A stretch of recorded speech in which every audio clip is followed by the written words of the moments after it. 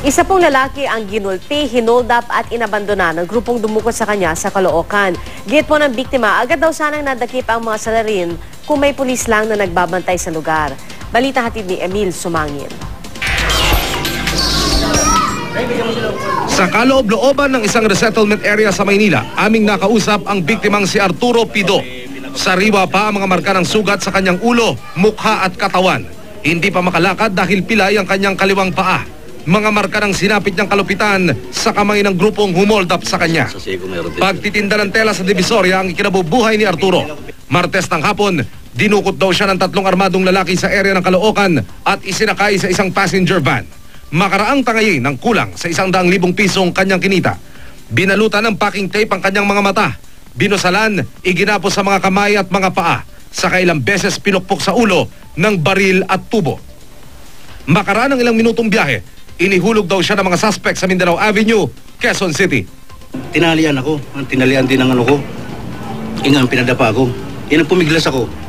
Inisprayan ako ng tear gas. Lahat yan. Nagkunwari raw siyang patay hanggang tuluyang iwan ng mga suspect. Kinalaunan, sinaklolohan daw siya ng ilang tao at isinugod sa pagamutan. Ipinakita pa niya ang packing tape na ginamit sa kanya. Ngayon sabi ng driver, ilaglag mo na yan, baka makita pa tayo. May bandang itsa yun eh.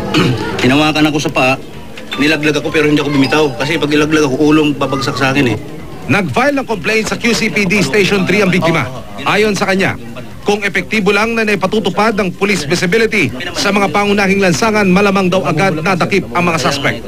Ayon sa pulisya, kahit may kakulangan sa Police at Mobile Patrol Unit, ginagawa raw nila lahat para maserbisyohan ng publiko.